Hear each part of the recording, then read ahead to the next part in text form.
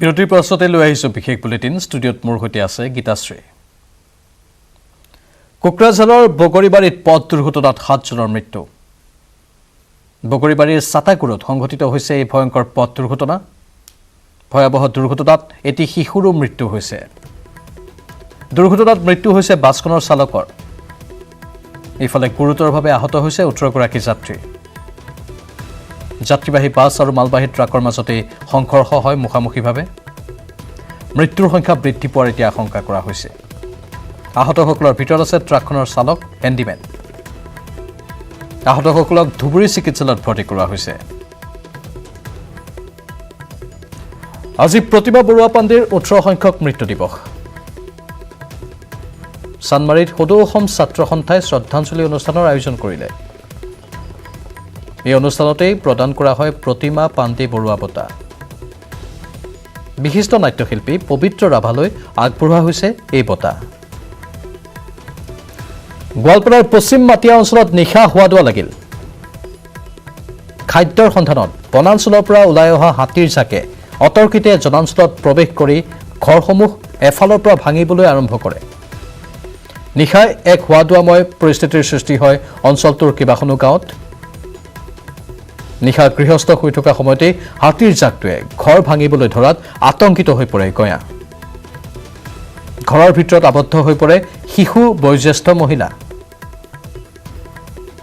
অঞ্চলটোৰ পৰা মাত্ৰ 500 মিটাৰ দূৰত্বতে হাতীৰ জাকটোৱে অৱস্থান গ্ৰহণ কৰাত শংকিত হৈ পৰিছে গাঁওবাসী যিকোনো সময়ত গাঁওখনত হাতীৰ জাকটো পুনৰ প্ৰৱেশ কৰাৰ আশংকাত আতংকিত হৈ পৰিছে গঞা ৰাইজ মণিপুৰত 7টা বৃহৎ প্ৰকল্পৰ আধাৰশিলা এই আধাৰশিলা স্থাপন কৰিলে অমিত শাহে তেওঁ মুকলি কৰে 2000 কোটি টকীয়া বহুমুখী প্ৰকল্প মেডিকেল কলেজ আইটি ৰাজ্যিক অতিথিশালা এই প্ৰকল্পৰ শুভাৰম্ভ কৰা হয় ইম্ফলৰ হাপ্তা কাংজেইবাং খেলপথাৰত ৰাজহুৱা সভাত উপস্থিত হয় অমিত শাহ বিয়লি মণিপুৰৰ কেইবাটাও দল সংগঠনৰ সৈতে বৈঠকত বহাৰ কথা অমিত শাহ আৰু তাৰ পিছতেই পুনৰ তেওঁ দিল্লীলৈ উভতি যাব ধুবুৰীৰ গৌৰীপুৰ মৰিয়ালি ঘাটত লোমহৰ্ষক হত্যাকাণ্ড ভূমি বিবাদক কেন্দ্ৰ কৰি একে পৰিয়ালৰ দুজনক হত্যা কৰা হ'ল হানি খুচি অতি নৃশংসভাৱে হত্যা কৰা হ'ল দুজনক মৃত দুজনৰ নাম মমতাজ আলী আৰু জেছমিনা বেগম হত্যাকাণ্ডৰ মূল অভিযুক্ত বাবুল আৰু মন্টু পলাতক অৱস্থাত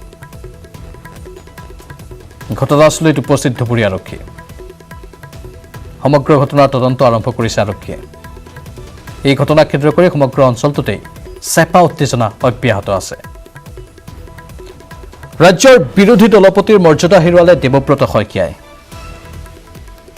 অজন্তা নিয়োগে বিধায়ক পদ এৰাৰ লগে লগে এই মৰ্যাদা হেৰুৱালে দেৱব্ৰত শইকীয়াই বিৰোধী দলপতিৰ মৰ্যাদাৰ বাবে বিধানসভাৰ মুঠ আসনৰ 6 ভাগৰ 1 ভাগ পাব লাগে দলটোৱে অজন্তা নিয়োগৰ পদত্যাগৰ লগে লগে কংগ্ৰেছৰ বিধায়কৰ সংখ্যা 20 জনলৈ অৱনমিত হ'ল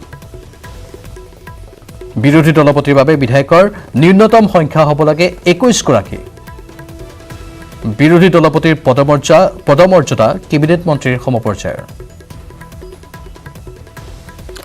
কান্দোদত ভাগি পৰিছে এগৰাকী মাতৃ 23 দিনেই ৰহস্যজনকভাৱে নিৰুদ্দেশ হৈ আছে পুত্ৰ পংকজ দুৱৰা ঘৰৰ পৰা বায়েকৰ ঘৰলৈ বুলি স্কুটিৰে ওলাই যোৱাৰ পিছৰে পৰাই নিৰুদ্দেশ হৈ আছে লখিমপুৰ হাৰিবৰ দলনিৰ যুৱকজন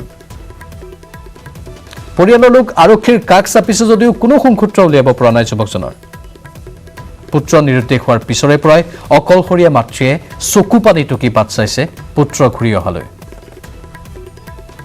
গোৱালপাৰাৰ পশ্চিম মাটিয়া অঞ্চলত নিশা হোৱা লাগিল খাদ্যৰ সন্ধানত বনাঞ্চলৰ পৰা ওলাই অহা হাতীৰ জাকে অতৰ্কিতে জনাঞ্চলত প্ৰৱেশ কৰি ঘৰসমূহ এফালৰ পৰা ভাঙিবলৈ আৰম্ভ কৰে নিশা এক হোৱাদুৱাময় পৰিস্থিতিৰ সৃষ্টি হয় কেইবাখনো গাঁৱত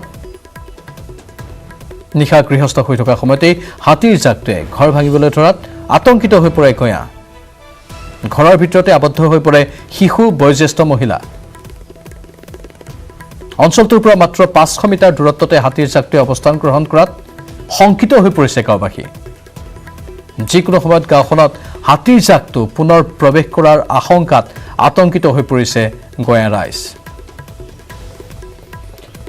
শীতকালৰ আগমনৰ লগে লগে প্ৰাকৃতিক সৌন্দৰ্যৰে ভৰপূৰ লাওখোৱা অভয়াৰণ্যৰ বিভিন্ন জলাশয় নদ নদীলৈ সোঁত বৈছে পৰিভ্ৰমী পক্ষীৰ। বিভিন্ন চৰাইৰ কাকলিত প্ৰাণ পাই উঠিছে লাওখোৱা অভয়াৰণ্যৰ বিভিন্ন জলাশয় নদ নদী। দেশৰ ভিন্ন প্ৰান্তৰ লগতে সুদূৰ ৰাছিয়া, চাইবেৰিয়া, অষ্ট্ৰেলিয়াৰ পৰা অহা বিভিন্ন চৰাই এতিয়া শীতৰ অতিথি হৈ পৰিছে নগাঁও জিলাৰ লাওখোৱা অভয়াৰণ্যৰ। ইয়াৰ ভিতৰত উল্লেখযোগ্য হ'ল ধৃতিৰাজ নামৰ বনৰীয়া হাঁহবিধ।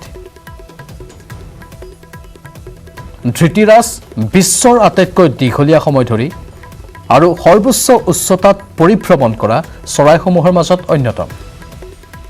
এই হাঁহবিধ সুদূৰ ৰাছিয়াৰ পৰা অসমলৈ আহে। প্ৰতি বছৰে নৱেম্বৰ ডিচেম্বৰ মাহত ধৃতিৰাজ হাঁহৰ জাক অসম পায়হি আৰু মাৰ্চ মাহৰ ভিতৰত পুনৰ উভতি যায়। অসমলৈ অহা অন্যান্য পৰিভ্ৰমী চৰাইৰ ভিতৰত বিভিন্ন হাঁহৰ প্ৰজাতি আছে। দীঘলনেজীয়া, চাকৈ চকুৱা,